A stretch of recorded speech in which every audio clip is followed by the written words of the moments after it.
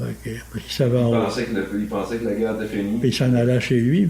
Puis là, ce qui arrive, ils l'auront envoyé en Europe après, par exemple. Ils l'auront envoyé en Hollande, c'est sûr. Mais au moins, il aura vu ses parents. Fait que, il avait juste 20 ans. Il avait 21 ans. En tout cas, tout et partout, sur les 32 qui s'avaient enrôlé dans ce régiment-là, il y en a 6 qui s'est fait tuer. Quand même pas beaucoup pareil pour toutes les batailles.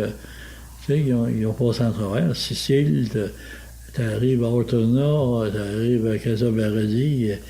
Ils ont eu des batailles assez sévères. Hein. C'était une campagne super dure en Italie. C'était dur, certain. Les autres étaient dans un régiment d'artillerie. Mais tu avais le 22e régiment qui était là aussi, comme le soldat que je parlais tout à l'heure. Lui, il était dans le 22e. Mais les autres étaient un régiment d'artillerie, la 57e batterie de première division anti-tank. Le Gaspé, la plupart, c'était l'artillerie. Parce que la réserve, à Gaspé, était à l'artillerie. Moi, j'avais deux de mes frères, en réalité. Ils sont enrôlés dans l'artillerie. Il y en a un qui a fait de l'invasion de Normandie, puis l'autre s'est fait blesser avant en entraînement. C'est sûr qu'à Montjoly, eux autres, il y a eu plusieurs pilotes à Montjoly. Oui, par rapport à l'aviation, eux autres là-bas, ils ont mis l'accent sur l'aviation pour la bataille de Saint-Laurent. Les avions de combat étaient là, ils n'étaient pas à Gaspé. À Gaspé, c'est les Catalina qui faisaient la patrouille. Hein. Ah oui, parce qu'il y en avait quand même plusieurs dans la baie de Gaspé, des Catalina. Les Catalina, ouais. Il y en avait une dizaine, je crois, en tout et partout. Il y avait leur base de Saint-Neuville, la base navale. Il y a une magnifique photo de M. Tate. Oui. J'ai eu l'honneur de rencontrer aussi Yann Tate. Fait que ça m'a fait de la peine de ne pas pouvoir... parce que je l'avais rencontré au musée. Il y avait une exposition au musée, puis il avait venu là, puis finalement, il y a quelqu'un qui m'a dit que le type là-bas, il dit, c'est Yann Tate. Moi, j'avais vu Yann Tate dans le livre là, sur la bataille de Saint-Laurent. Je suis allé le voir, je me suis présenté, puis j'ai dit ça que j'aimerais passer une entrevue avec lui. Il dit oui, il dit je suis encore ici pour une journée. Et ça me ferait plaisir. Il dit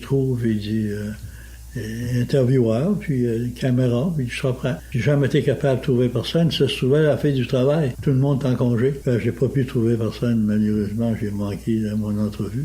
Parce qu'il était bien ouvert. Hein. Il a fait une grosse collection, il m'a dit, de photos de la marine.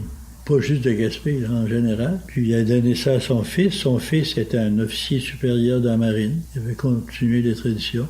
Il a tout légué ça. Il y a plusieurs albums. Ça aurait été intéressant, surtout à Gaspé. Là. Moi, j'en ai récupéré quelques-uns à Gaspé par un des premiers marins qui est arrivé en 41. La première base navale en 41, mais c'était sur la Pointe-au-Hara. Lui, il avait arrivé après le premier bateau converti. C'était des yachts convertis. Puis il était sur le Lynx, qu'il appelle. Je l'avais rencontré, j'avais passé une après-midi avec lui. Il avait venu en vacances à Gaspé. Puis en 2000 ans, je pense en 2000 ans. 2000 ans. Lui, il m'avait donné un album de photos qu'il avait pris à cachette. Donc, il n'avait pas le droit de prendre de photos. Puis ses enfants ne s'intéressaient pas à ça. Il dit, si tu veux les avoir, je vais te les donner.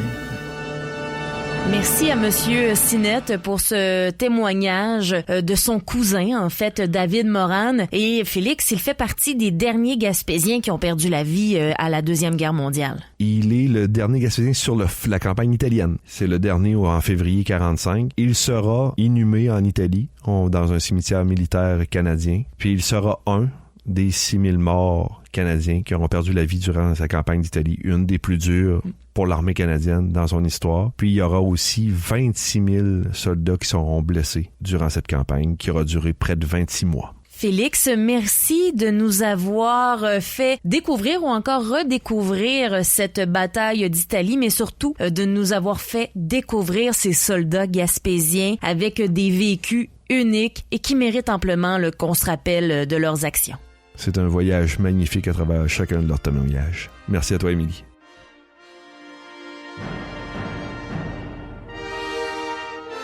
La guerre vue d'ici, la participation gaspésienne à la Deuxième Guerre mondiale est une production de Radio Gaspésie avec le soutien financier du Fonds canadien de la radio communautaire. À la recherche et à l'animation, Félix Fournier. À la réalisation et à l'animation, Émilie Gagné. Un merci particulier aux historiens et passionnés d'histoire, Fabien Sinette et Tom Eden. Merci aux familles, proches et descendants de ceux et celles qui ont participé à l'effort de guerre pour leur témoignage. Pour plus d'épisodes et d'informations, visitez le radiogaspésie.ca dans la section podcast.